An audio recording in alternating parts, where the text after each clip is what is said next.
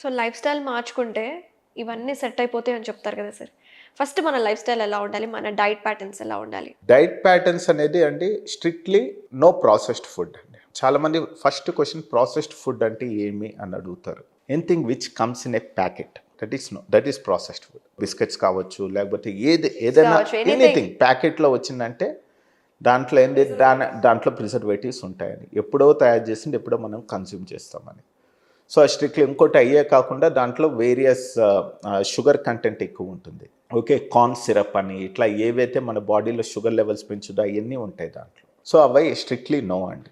ఒకవేళ మనకి ఇట్లాంటి ఫుడ్ డైట్ తీసుకోవాలనుకుంటే మన ఇంట్లో వండుకొని కన్జ్యూమ్ చేయడం మంచిది. ఇంకోటి ఫ్రూట్స్ అండ్ వెజిటబుల్స్ ఎక్కువ కన్జ్యూమ్ చేయాలండి. ఐడియల్ బాడీ వెయిట్ అనేది మెయింటైన్ చేయాలి. ఐడియల్ బాడీ వెయిట్ అనేది మన హైట్ని బట్టి ఉంటుంది అనమాట.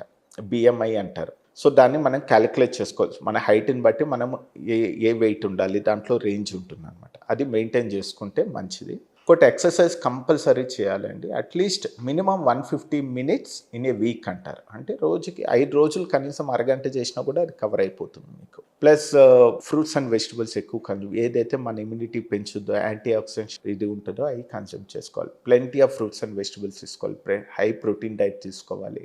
కార్బ్స్ ఎంత కట్ డౌన్ చేస్తే అంత మంచిదండి. కార్బోహైడ్రేట్స్ అంటే చాలామంది తీసుకోరుగా, దాన్ని పెద్ద విలన్ చేస్తారు కానీ అంతకొద్దు.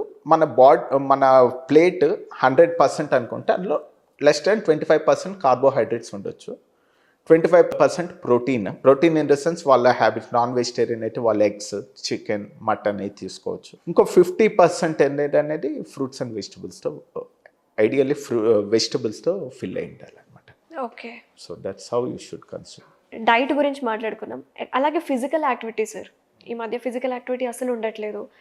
మేము వాక్ చేస్తున్నాం కదా, మేము ఎక్కువ స్టైర్స్ ఎక్కుతున్నాం, మాకు ఇదే ఫిజికల్ యాక్టివిటీ అని అనుకుంటూ ఉంటారు. ప్రాపర్ ఫిజికల్ యాక్టివిటీ అంటే మీరు ఏం డిఫైన్ చేస్తారు sir? Minimum 150 minutes per week అండి, అది మినిమం. సపోజ్ మీరు చెప్పారు మాకు టైమే లేదు, పని చాలా బిజీ, నాకు అస్సలు లేదు అంటే కనీసము ఇది పెద్ద టైం కదండి. మీరు చూసుకుంటే వీక్లీ రోజుకు ఒక అరగంట కూడా ఉండదు. ఓకే, అట్లీస్ట్ అదన్నా చేయాలండి. ఇంకోటి ఏంటంటే మీరు వాకింగ్ అంటారు కానీ వాకింగ్ కనీసం ఏంటంటే వాళ్ళ జోన్ 2 ఎక్సర్సైజ్ అంటారు అన్నమాట. జోన్ 2 ఎక్సర్సైజ్ అంటే వాళ్ళ హార్ట్ రేట్ అనేది సిగ్నిఫికెంట్గా పెంచాలి. ఓకే ఓకే ఓకే, అంటే కొంచెం కాంప్లికేట్ సబ్జెక్ట్. ఇప్పుడు ఏజ్ని బట్టి వాళ్ళ మ్యాక్సిమం హార్ట్ రేట్ అనేది ఉంటుంది అనమాట. ఎవరన్నా 40 సంవత్సరాల వయసు వాళ్ళకి 220/40 180 ఇస్తే మ్యాక్సిమం హార్ట్ రేట్. 30 సంవత్సరాల వాళ్ళకి 190. దాంట్లో కనీసం ఆ 190లో 50 to 60% ఆ హార్ట్ రేట్ చేసుకోవాలి. 50 to 60 అంటే అరౌండ్ 100, 110. అంటే ఏంటంటే సింపుల్గా మీరు వాక్ చేస్తున్నప్పుడు మీ హార్ట్ రేటు ఆ రేంజ్ అయ్యేటట్టు చూసుకోవాలన్నమాట.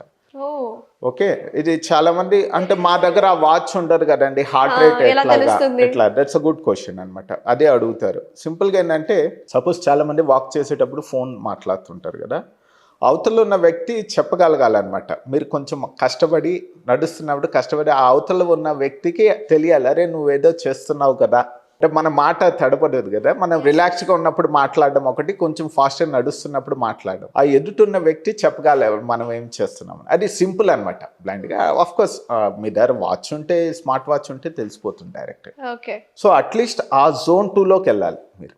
Okay, that's the ideal. So zone 2 అనేది ఐడియల్ గా పెట్టుకోవాలి మనం. ఐడియల్ మినిమం అండి, దట్స్ అ మినిమం. మాక్సిమం ఎంత సార్? మాక్సిమం మీరు 80 to 90%. జోన్ 4, జోన్ 5లో ఏంటంటే మీకు ఎక్కువ కార్బ్స్ బర్న్ అవుతాయి. ఈ జోన్ 2, జోన్ 3లో ఎక్కువ చేస్తున్నప్పుడు మీలో ఫ్యాట్ అనేది ఎక్కువ బర్న్ అవుతుంది అనమాట.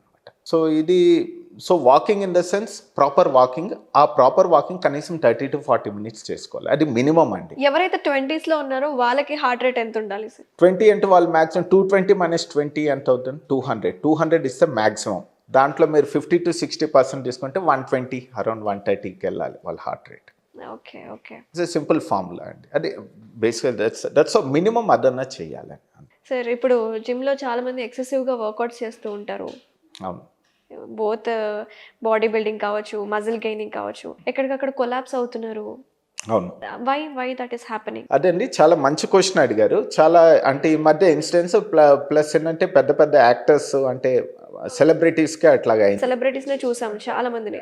ఒకటండి, ఎవరన్నా ఎక్సర్సైజ్ ఎప్పుడు చేయని వాళ్ళు డైరెక్ట్గా హెవీ ఎక్సర్సైజ్ చేయకూడదండి. That's the first. అంటే ఇప్పుడు సెలబ్రిటీస్ చూసుకుంటే అవును. మనం లాస్ట్ 2 ఇయర్స్‌లో పునీత్ రాజ్ కుమార్ కావచ్చు, వాళ్ళందరూ చనిపోయారు. సో వాళ్ళు రెగ్యులర్‌గా వాళ్ళ లైఫ్ స్టైల్ కదా సార్ అది. మంచిగా అవర్స్ టుగెదర్ చేస్తూ ఉంటారు. బట్ వై సడెన్‌గా అలా ఎందుకు కరెక్టే. కానీ వాళ్ళు ఎక్సర్సైజ్ ఒకటే కాదండి. We have to look at the other factors. అంటే పర్టికులర్ పర్సన్ లైఫ్ స్టైల్ ఎట్టుందో పర్సనల్‌గా మనకి తెలియదు. బట్ యావరేజ్‌గా చెప్తాను. సపోజ్ ఒక ఇండివిజువల్ ఉన్నారు. మీరు చెప్పినట్టు రోజు జిమ్ చేస్తాడు. చేస్తాడు. జిమ్ చేస్తాడు. హెల్తీ లైఫ్ స్టైల్ ఉంది. But he might be having other risk factors. Smoke చేస్తుండొచ్చు. డైటరీ హ్యాబిట్స్ మనకి తెలియకపోయి ఉండొచ్చు. హై ఫ్యాటీ డైట్ తీసుకొని ఉండొచ్చు. అతను ట్రైగ్లిసరైడ్ లెవెల్స్ ఎక్కువ అయి ఉండొచ్చు. ఓకే. టైమ్లీ డైట్ తీసుకోవచ్చు. మనం అనుకున్నాం స్ట్రెస్ ఎక్కువ అయి ఉండొచ్చు because of his profession. Smoking చేసి ఉండొచ్చు. సో అదర్ ఫ్యాక్టర్స్ కూడా యాడ్ అవుతాయండి. Not only this. So you have to see it as a whole అనమాట. Not only diet, exercise, but smoking అవన్నీ అవాయిడ్ చేయడం, ఆల్కహాల్ అవాయిడ్ చేయడం, టైమ్లీ డైట్ తీసుకోవడం అన్నీ చూసుకోవాలి. సో నేను చెప్పేది ఏంటంటే ఎవరైనా జిమ్ స్టార్ట్ చేస్తున్నప్పుడు ప్రాపర్గా ఫస్ట్ ఒకసారి బేసిక్ హెల్త్ చెకప్ చేసుకోండి. అంటే హార్ట్ ప్రాపర్, చాలామందికి హార్ట్లో కొన్ని కంజెనైటల్ ప్రాబ్లమ్స్ ఉంటాయని తెలియదు వాళ్ళకి. ఎప్పుడైతే సడన్ మీరు చూస్తుంటారు ఫుట్బాల్ ఆడుతున్నప్పుడు లేకపోతే క్రికెట్ ఆడుతున్నప్పుడు కొలాప్స్ అయ్యాడని, వాళ్ళలో ఏంటంటే ఏదో ఒక కంజెనైటల్ హార్ట్ ప్రాబ్లం ఉంటుంది. వాళ్ళు ఎప్పుడు అది చేస్తున్నప్పుడు అది అరెస్ట్లోకి వెళ్తారనమాట. సో ఎక్సర్సైజ్ చేయకముందు బేసిక్ ఒక చెకప్ చేసుకోండి. ప్లస్ ప్రాపర్గా స్లోగా వెళ్ళండి. ఒకేసారి హెవీ చేయొద్దు. ఇట్స్ ఏ ప్రాసెస్ అండి. అది కంటిన్యూస్ ప్రాసెస్. చిన్నగా ఇచ్చేసుకొని వెయిట్స్ పెంచుకుంటూ, లేదంటే ఈవెన్ కార్డియా కూడా స్లోగా స్టార్ట్ చేసి పెంచుకుంటూ పోవడం అనేది ఒక ట్రైనర్స్ ఉంటే వాళ్ళు చెప్తారు మనకి. So that's how it should. అంటే మీరు చెప్పినట్టు కొలాప్స్ అవడం ఏంటంటే ప్రాపర్గా కావు, ఫాలో కాకపోయిండొచ్చు వాళ్ళు. సోషల్ మీడియా ఇంపాక్ట్ వల్ల చాలా మందికి ఆ జిమ్ చేస్తూ కొలాప్స్ అయిపోయారు, జిమ్ లో చనిపోయారు. ఇవి ఎక్కువ ప్రచారం. బట్ వాళ్ళ ఇంటర్నల్ గా కావచ్చు, ఇంకా అదర్ కోమోర్బిడిటీస్ ఇంకేమున్నాయో అంటే మనకి తెలియదు కదండి. ఇంకోటి ఏంటంటే ఇప్పుడు లక్షల్లో ఒకరికి అయిందండి. ఇప్పుడు 1,00,000 మంది కార్లో ట్రావెల్ చేస్తే ఒకరు యాక్సిడెంట్ అయిపోయింది. అటెండ్ మనం కార్లో ట్రావెల్ చేయడం ఆపం కదా. సేమ్ ఇది కూడా ఎవరికో ఒకరికి అయింది కదా అని మనము దాన్ని ఇది చేసుకొని అవాయిడ్ చేయడం మంచిది కాదు. Last as a senior consultant ఆంకాలజిస్ట్గా అసలు క్యాన్సర్ రేట్స్ ఎక్కువ పెరగకుండా వాళ్ళ లైఫ్ స్టైల్ని వాళ్ళు మెయింటైన్ చేసుకోవాలంటే ఒక మాటలో మీరు ఏం చెప్తారు సార్? మన చేతుల్లో కొన్ని మన చేతుల్లో ఉన్నాయండి, కొన్ని మన చేతుల్లో లేవు. మన చేతుల్లో లేనటువంటిది పొల్యూషన్ ఇవన్నీ government proper authorities they have to take. మన చేతుల్లో ఉండేటి మనం ప్రాపర్గా చేసుకోవాలండి. ఆల్కహాల్, టొబాకో అవాయిడ్ చేయండి. ప్రాపర్ ఎక్సర్సైజ్ చేసుకోండి. ఐడియల్ బాడీ వెయిట్ మెయింటైన్ చేయండి. హెల్తీ డైట్ కన్జ్యూమ్ చేయండి. Plenty of fruits and vegetables, antioxidants, diet rich in carbs తగ్గించుకోండి. సో దట్స్ ఆల్ అండి. ఐడియల్ వ్యాక్సినేషన్స్ అనేవి అందుబాటులో వచ్చాయి. హెచ్పివి వ్యాక్సిన్ కానీ, హెపటైటిస్ బి వ్యాక్సిన్ కానీ ఇది తీసుకోండి. ఇవే కాకుండా ప్రాపర్ స్క్రీనింగ్ చేసుకోండి. ఒక ఏజ్ వచ్చాక 40 ఇయర్స్ దాటిన మహిళలు ఇయర్లీ ఒకసారి మ్యామోగ్రామ్ అనేది చేసుకోవాలి.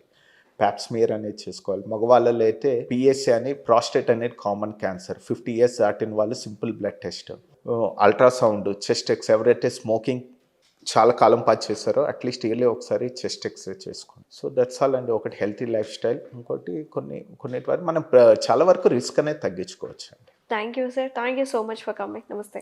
నమస్తే.